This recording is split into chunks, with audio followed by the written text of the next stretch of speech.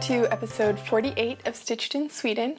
I'm Maria, and you can find me on Ravelry and Instagram as mmonska. The show notes for this week and previous weeks can be found at stitchedinsweden.blogspot.com, and that's where you can find information about the patterns I talk about and yarn, anything else will be linked there. So you can, find the things I'm talking about if you're interested. So today I am going to talk to you a bit about this week in Stockholm, some knitting and sewing works in progress, 2 finished objects, and some upcoming plans and just thoughts, I guess, as well as a giveaway that we'll have at the end of the episode, and I don't have the question and answer set up right now. But yeah, I was planning on doing that, but now I forgot. One question that I'll just answer quickly, which has been coming up a bit lately, or just keeps coming up it seems lately, is that people have been asking again why I live in Sweden. And I moved to Sweden about 2.5 years ago, and I moved here to live with Thomas, my boyfriend, who is Swedish, and he is still finishing school here.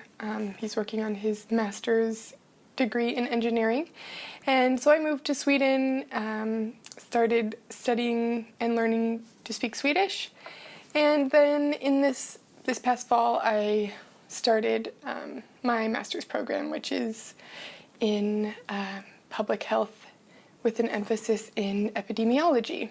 So that's what I am doing now here in Sweden, just, as a little update for those of you who are maybe new viewers. Okay, so this week in Stockholm, spring is here, and I have to say this is probably one of my most favorite times of the year in Stockholm. The trees are blossoming, and even the trees that don't have blossoms but just have leaves are at that very fresh early leaf stage where it's just a really bright green, and they're kind of these little tufts all on the tree, and it's really amazing to see how fast that it's growing. You can look out the window, and now I can still see the water slightly out my window, but it's starting to get shaded or whatever, blocked from view by all the new foliage on the plants. So anyway, yes, spring. It's been a little while since I have podcasted, but I have been just enjoying, spring here, and getting some projects finished up. So I just wanted to say thank you to those of you who left some really nice comments in last week's episode. Probably 3 weeks ago or a month ago. The last episode, and some really helpful tips about where to shop for fabric in Europe and all sorts of useful information. So I really appreciate that. And thank you. Okay, so let's just get started a little bit with some knitting works in progress. I'm thinking of still having knitting at sort of the front of the episode, just in case you are only interested in knitting. So, my one knitting work in progress this week is my Timeless Henley, and this is a pattern by Joji Locatelli. I don't totally know where I was last time I showed you this, but I do think I have knit a bit since then. I have now finished the body except for the bind off, which requires me to put half the stitches on another needle. Well, the bind off in the pattern I think isn't specified or just says to bind off in ribbing, but I prefer to do a tubular bind off, so that's what I will do, which means that I'm going to transfer every other stitch to a new needle and then do Kitchener stitch basically around the entire bottom of the sweater, which I know may sound intimidating. I used to be so bad at the Kitchener stitch and would have to look at this little cheat sheet card that I had every single time that I wanted to do it, but now I kind of just have a rhythm in my head that I say over and over again while I'm doing the Kitchener stitch, so that works pretty well.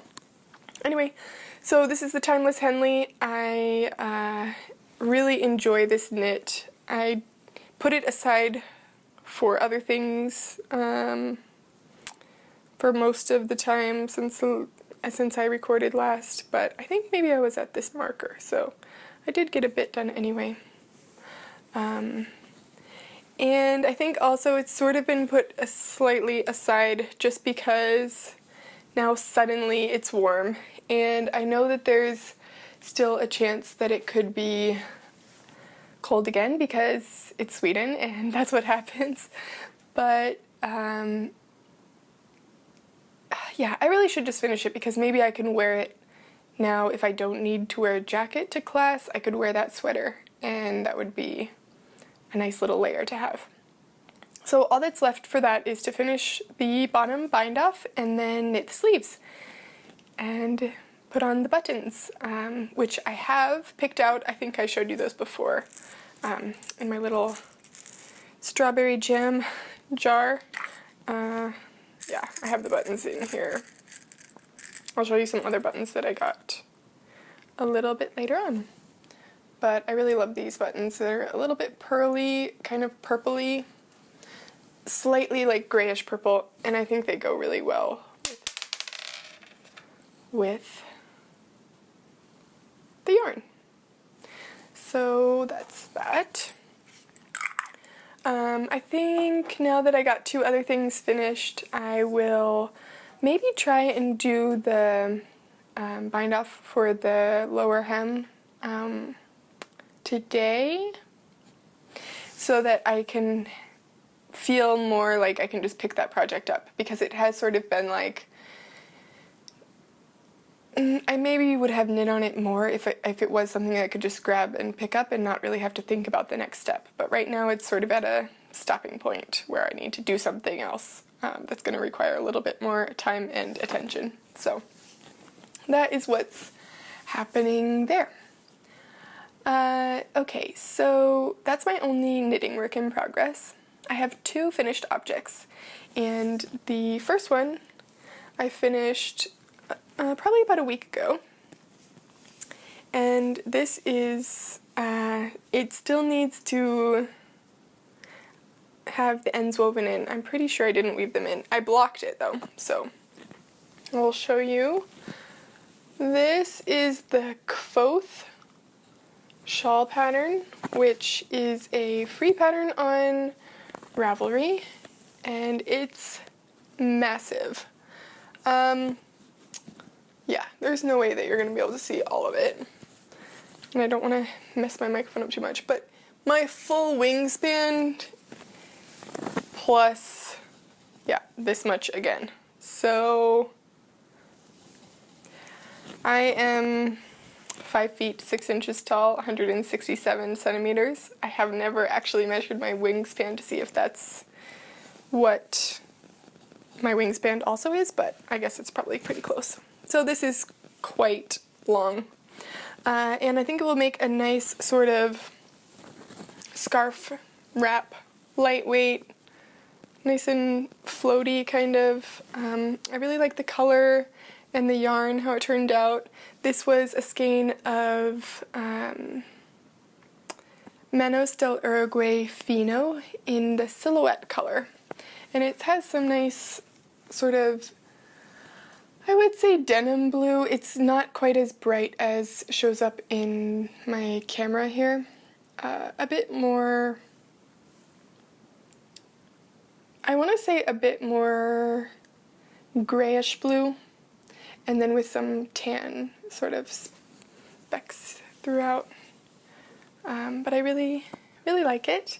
And surprise, Mom, happy Mother's Day. I was thinking of sending this to you, but now Mother's Day is right around the corner and that hasn't happened yet, so instead I will hand deliver it when I see you in Oregon in about a month. So, yes, that is the Kvoth shawl. And that pattern is by, let's see, Carmen Smoloni, and it's a free pattern on Ravelry. The other project that I have literally just finished binding off the sleeve of is the Winter Storm pullover, which is a pattern by Anne Meyer. She is the needle lady on Ravelry. And this is a colorwork pullover that I have been working on for a little while. It's kind of rolling up here on the bottom because the last, 3 or 4 inches or so is not blocked, and the rest of the sweater is. The sleeves aren't blocked either. But here it is. It's all finished. Yeah, this will, I'm sure, be fine once it's blocked. Famous last knitter words, right? And here are the sleeves with the ribbing. It is a top-down raglan construction that has short rows, so that you can see that the back of the neck is taller than the front, so that you don't have the choking neck feeling, which I really appreciate, especially in raglans, which seem to often not have that. I made just slight modifications to the pattern because I prefer a more fitted garment in general. I knit the smallest size, but then I also added a bit more shaping on the side. So this is my side seam here, and you can see this part here, this motif would go right down the middle here, but I omitted some of those stitches, so it decreases a couple of extra stitches there on the side, just to give it a little bit more shaping. And I will likely wear this with just a camisole under it, and it will be a nice sort of, well, I guess I could either wear it with just a camisole and then it could be a nice transition sweater in the fall, or I could wear it with even like a long underwear shirt, a thin long underwear shirt, and then it could be a really warm sweater. This is knit in Holst Garn Coast, which is a wool and cotton blend, and I knit the yarn held double, and I really like how the fabric turned out. It's very soft, and I don't usually knit with cotton, but I have been wanting to give this yarn a try, and I think it turned out really nice. It makes a nice fabric. So yeah, I'm looking forward to blocking this and seeing how the final sweater turns out, and I will be sure to post some pictures on Instagram for you to see. Alright, so that is it for knitting this week. I have a couple of yarn related things to show you. The first is a spinning project that I did. This is not washed yet, so I haven't set the twist or anything. I think that I need to full it a bit, which is, in case you don't know, is kind of like felting the singles slightly so that they just stay together a bit more and won't pull apart. This is a thick and thin spin that I did with some fondant fiber yarn roving, which was lovely to spin. And here it is. It's kind of a little mini, not mini, but it's quite fat actually, but it's a small, it's a short skein, I guess you could say, because I have my Nitty Naughty is shorter than normal knitting naughties are.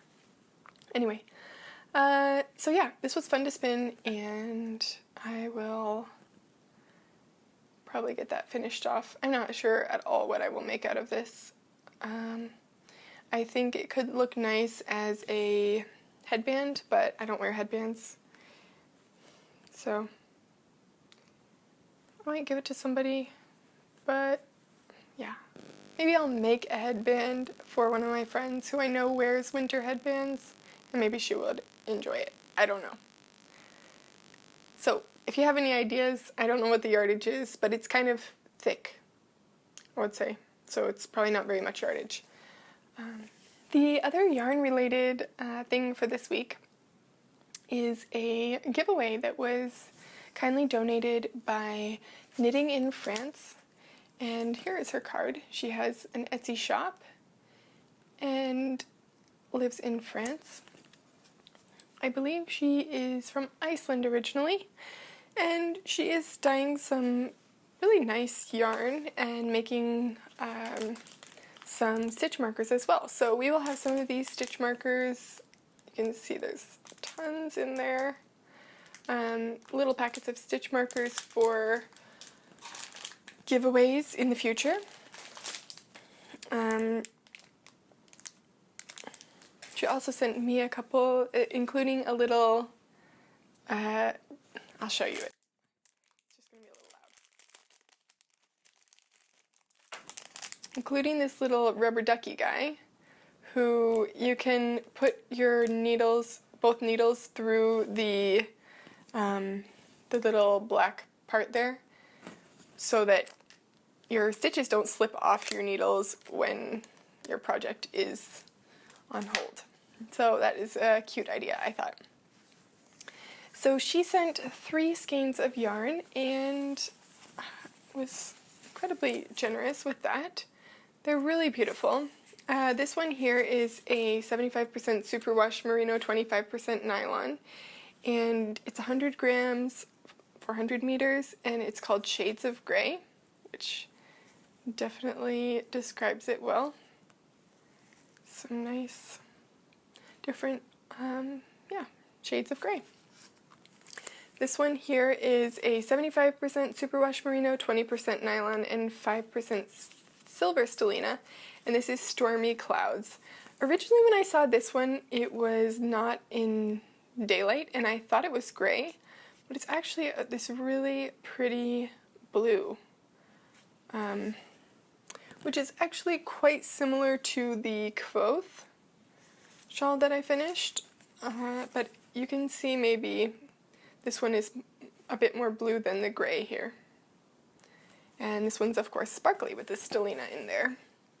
And then last she sent Shades of Scarlet, which is this beautiful melon color here. And this is also on the 75% merino, 25% nylon base. So, thank you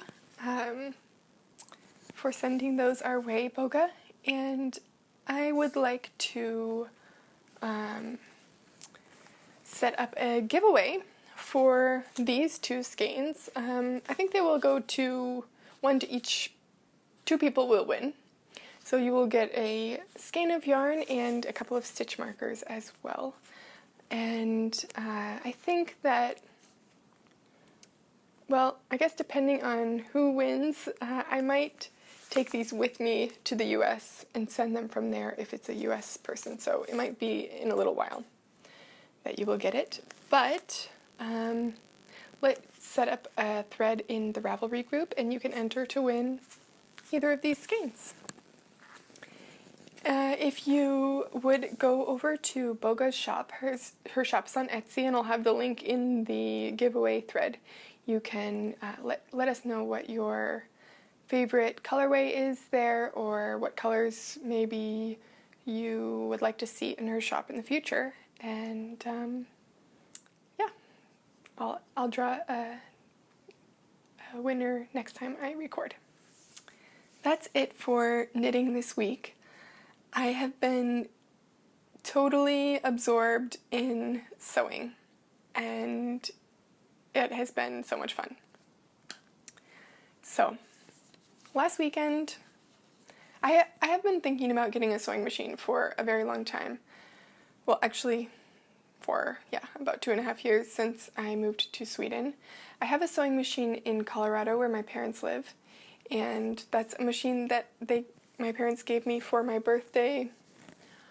I want to say for my, would it have been my 21st birthday? 20th? I don't know. A couple of, 6, 7 years ago, I would say.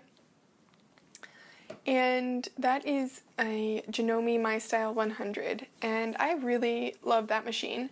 The only problem is that, well, I was thinking about buying a machine here, but I wasn't sure, what I wanted to get, or did I really need a new sewing machine and have 2 sewing machines? So I was thinking it would be nice if I could bring back my MyStyle when I visit the US this summer. Unfortunately, the power, voltage, whatever thing doesn't work in Sweden, in Europe in general. So I would have to have a big transformer thing to transform the power, and that just really wasn't going to happen. So I have been looking and looking, thinking about sewing machines, and actually the first Valentine's Day that I was here with Thomas, he said that he would buy me a sewing machine. So I just needed to pick out the one that I wanted, and well, it took about 2 years to do that, but I picked it out, and I decided on the Janome Hild, and I think that it is only called the Hild in Scandinavia. Maybe in Europe, I'm not sure. I think otherwise it's called the Sewist 525S. It looks different on the reviews, for example, like the sewing machine reviews that I've read from the US. The machine has some, it's right over there, that's why I'm looking at it, has some blue color on it that doesn't have on mine, and mine also has a floral motif in the bottom right hand corner of it that is not on the US version, I guess. I'm not going to pick up the machine itself because it's really heavy, but that's just, see, 525S. But mine is, it says Hild on it, Hild. And I am very happy with it. I was just watching Little Bobbins Knits this morning, and she was talking about how she has a Bernina sewing machine and that she has sort of developed brand loyalty to them.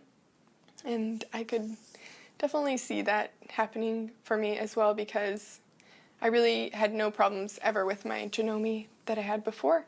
And I thought it would be convenient to have another Janome so that I can share the accessories and different feet and stuff like that between the 2 machines. I have already done a bit of sewing on this machine. The first thing that I sewed was not so exciting. Thomas had it's sort of like a school club fraternity type thing. I don't know exactly how to describe it or what it is, but anyway, he has a white jacket uniform. They have a special uniform that they wear for it, but it's based on a chef's jacket.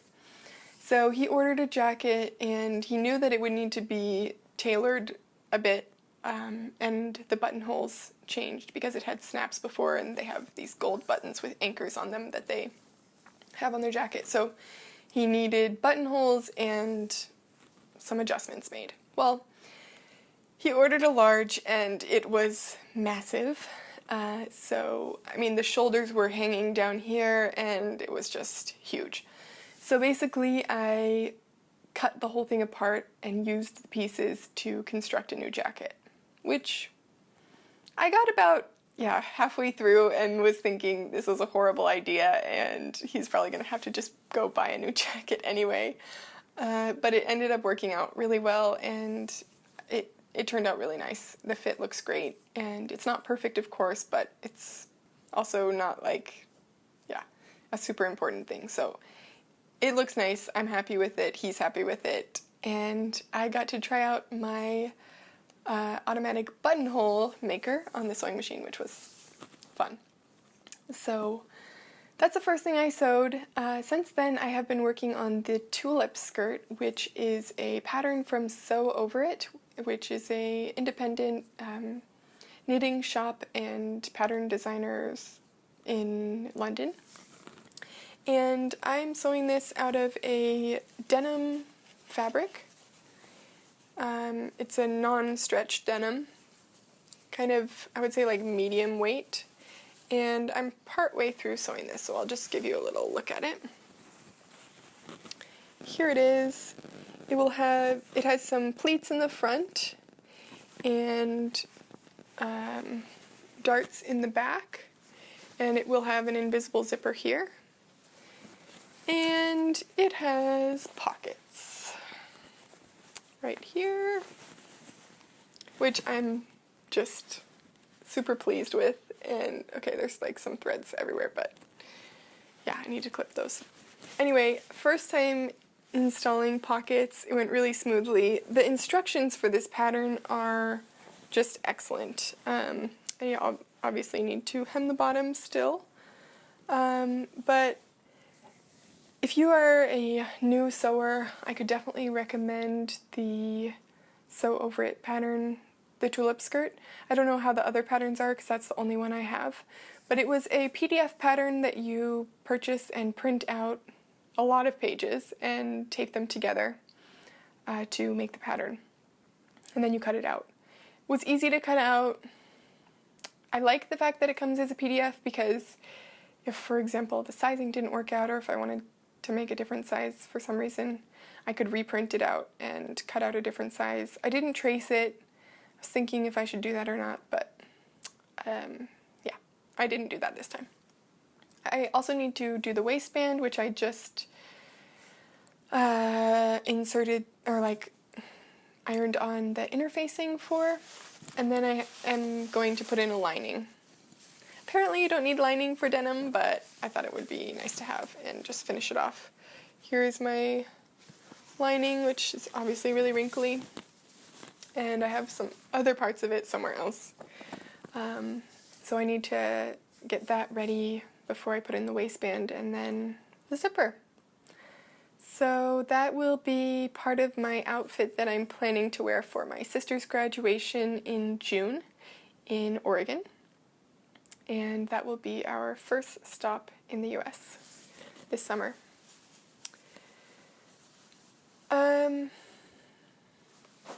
The other thing that I sewed this past week is not 100% finished, but it's almost finished, and I'm pretty pleased with how it turned out. I think I would make some changes next time, but you sew and you learn, I guess. This is the Nettie bodysuit, and it is again a PDF pattern. It is sewn in a jersey cotton stretch fabric, and basically it has a scoop neck front and a low scoop back as well, and it's a bodysuit, so it's like a leotard. And what needs to be finished is the snaps for the crotch, which I have. I just haven't sewn them on because I have to do it by hand, and I haven't found my hand sewing needles yet. But basically, I'm just really kind of impressed with myself with how this turned out. Sewing with the jersey fabric wasn't as hard as I thought it would be, and I think it will be nice to wear. So you might be wondering, like, why would you sew a bodysuit? That seems like something you would wear when you're a little ballerina or something. But I thought it could be a useful wardrobe piece for wearing with skirts, because basically it's a t-shirt that you don't have to keep tucking in.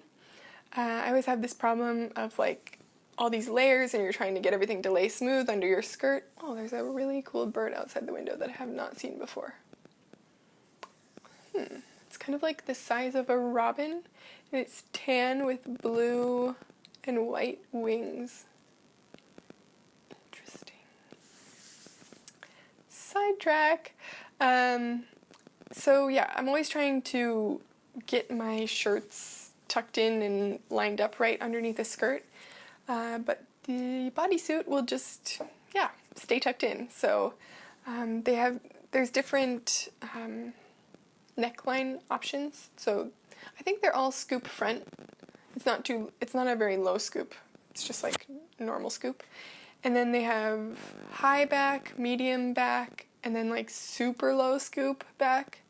With the medium scoop back, which is one I made, you can still wear a normal bra. So that's why I made that one. The super low one looked really elegant, especially for like, yeah, wearing out or something. But yeah, then you have to figure out a bra solution. They do have instructions for inserting a shelf bra, and yeah, I just didn't want to deal with that. So also, yeah, I just didn't want that much of my back exposed, so I went with the mid-scoop back. That is it for what I've been sewing this week, but I did pick up a bit of fabric that I thought I would share with you, and I just wanted to sort of talk about some plans that I have for sewing. I have been thinking a lot about what I wear and what I like to wear, and I've been sort of planning a wardrobe clean out and just kind of reevaluation. And I was looking on Pinterest yesterday, or I think it was on Instagram, and I saw somebody's post about a capsule wardrobe, and I was like, what's that? And I looked on Pinterest, and I guess it's this idea that you have like a certain number of clothing items in your wardrobe, excluding things like underwear and socks and pajamas or like sports wear, things that you have to have anyway, basically.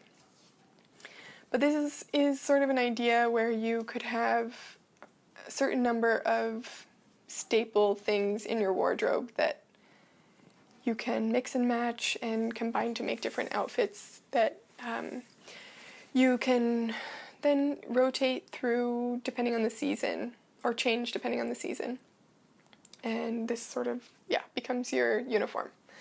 So I was thinking about this, and I don't know that I'm ready to commit to like having 30 things in my wardrobe, which would be like, 3 t-shirts, 3 sweaters, 3 blouses, whatever, this kind of thing. But I would like to go through and evaluate what I actually wear and be like really critical about it. What do I wear? What do I not wear? Donate the things that I don't wear for some reason. Does it fit? Does it not fit? Can I now modify it slightly with my sewing machine to make it fit better? Or will that probably not change it? That kind of thing. Anyway, if you have any thoughts or ideas about that, I would love to hear if any of you are doing something like that over in the Ravelry thread. That'd be really interesting to me.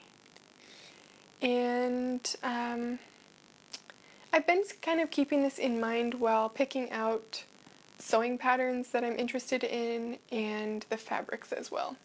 When I was sewing before, I picked up a lot of bright cotton prints because I did do a lot of a bit, not a lot, but I made 3 sort of mid-size like lap quilts, I would say. 2 of them I think my parents still use on their couches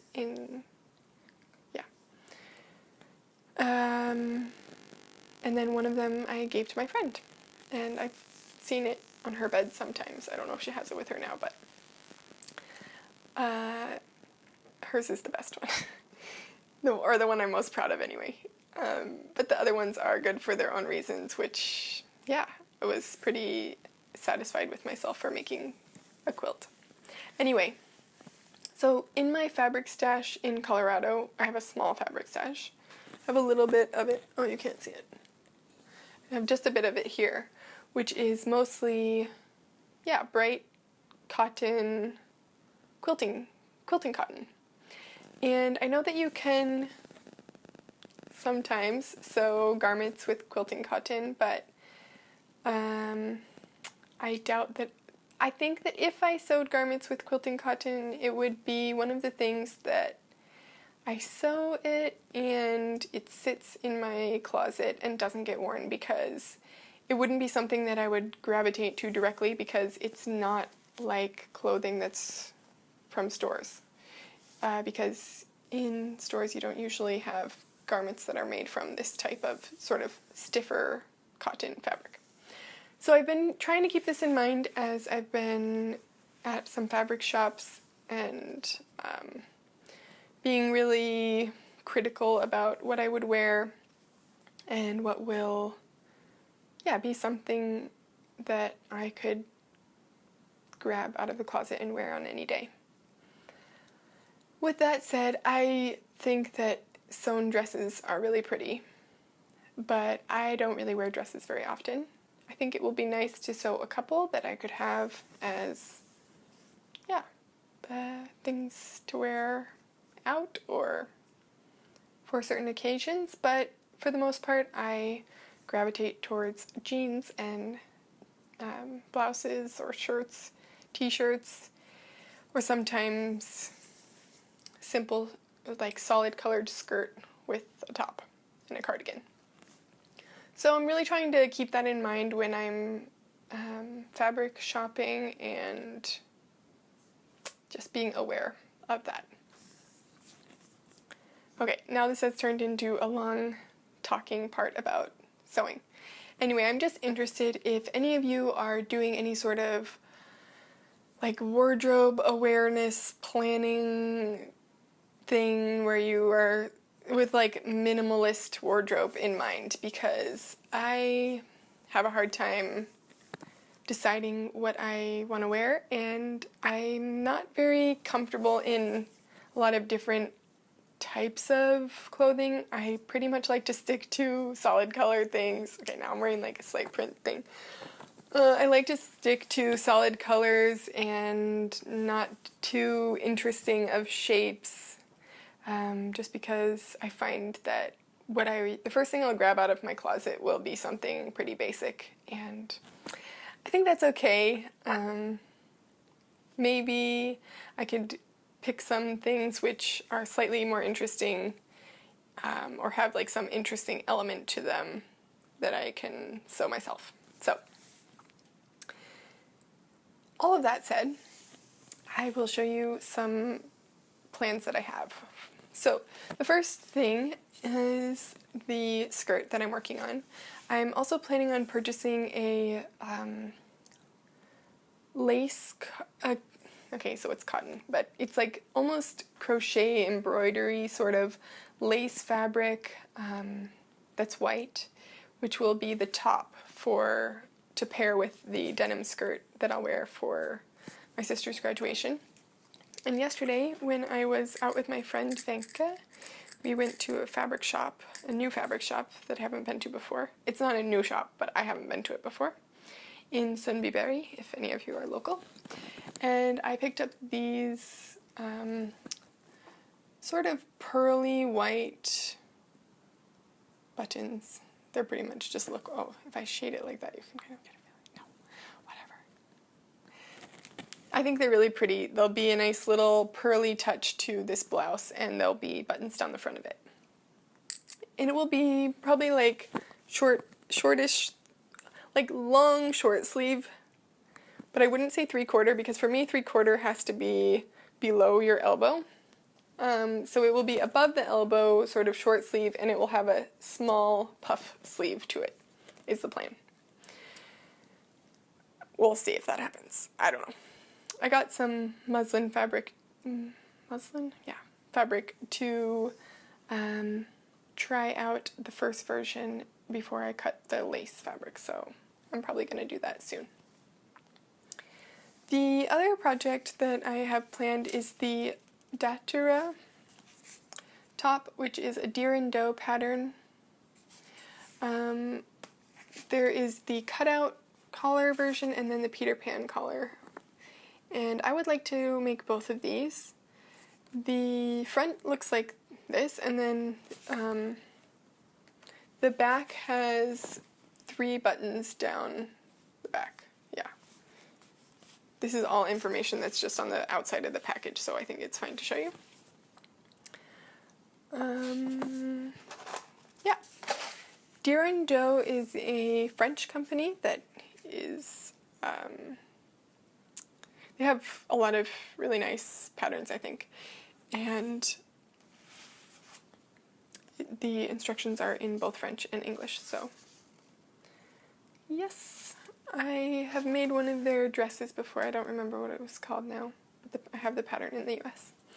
Anyway, I also purchased some buttons for the back of one of those, and these will go with the fabric that I got to make one of them. And I think I will make the Peter Pan collar one out of this, which is a very nice drapey, wrinkly, but it's not ironed, soft fabric that is kind of, yeah, khaki colored.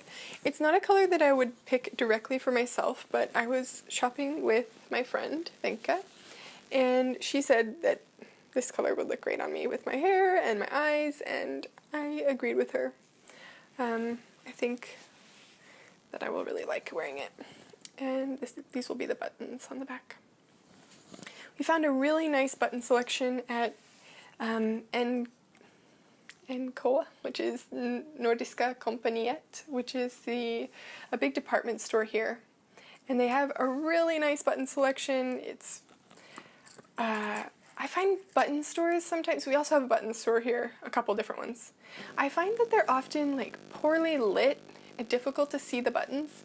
This one is like extremely well lit, it's organized by color, they have a great selection, and it's huge. So that was really nice to discover yesterday. So if you're in Sweden and you're looking for buttons, I could definitely recommend to go there. I think I will go there next time that I need some buttons myself. So, that is another pattern that I have planned for the near future. I think it will be a really nice summer top. And then for the winter, this fabric was on sale and I really like it. It's rather expensive otherwise. I found a really nice 95% wool, heavier weight woven fabric, which is actually really slate gray. It's not navy blue, which is sort of looking like right now, I think, but I don't know what's with the color today. Yeah, so this fabric will be made either into a tulip skirt, depending on how mine comes out. It will probably be a longer tulip skirt, or I will make it into a long sleeve version of this dress, which is 2444 by Simplicity. Okay, I think this is a pretty hideous looking dress on both of these, personally, but the patterns that I have seen, or like the versions that I've seen sewn of this on Pinterest, are really nice. I like the fitted bodice and the wider, fuller skirt, I guess you could say, and I think I would knit, so 3/4 length sleeve or long sleeve version. I think actually 3/4 length sleeve, and I wouldn't do any sort of collar thing or any big bow. Simple. And I have some crazy lining fabric which will go with that, which is this. So I think that will be a lot of fun, but I will probably save that for making closer towards the winter in the fall sometime. So I think that's about it. It's a bit of a long episode this week. I would love to hear your thoughts about capsule wardrobes or, yeah, wearing a uniform in everyday life. if you know what I mean by that. Not like an actual uniform, but just having some basic things in your wardrobe that you can wear over and over. I think I'm coming to terms with the fact that I am sort of a boring clothes person, and I like what I like, so that's what I'm comfortable in. I might as well wear that, so, and make that too. I'm thinking one last thing for sewing. I'm also thinking about the Cheyenne tunic, which is it could either be a tunic or a normal shirt length by Hey June. I think it's another independent pattern maker. If anyone has tried that, let me know. Yeah. If you would like to enter the giveaway, we have those 2 skeins of yarn from Knitting in France up for grabs, so please go over to the Ravelry group and you can enter there. There will be a thread open. Otherwise, I hope that all of you are enjoying the change in season, and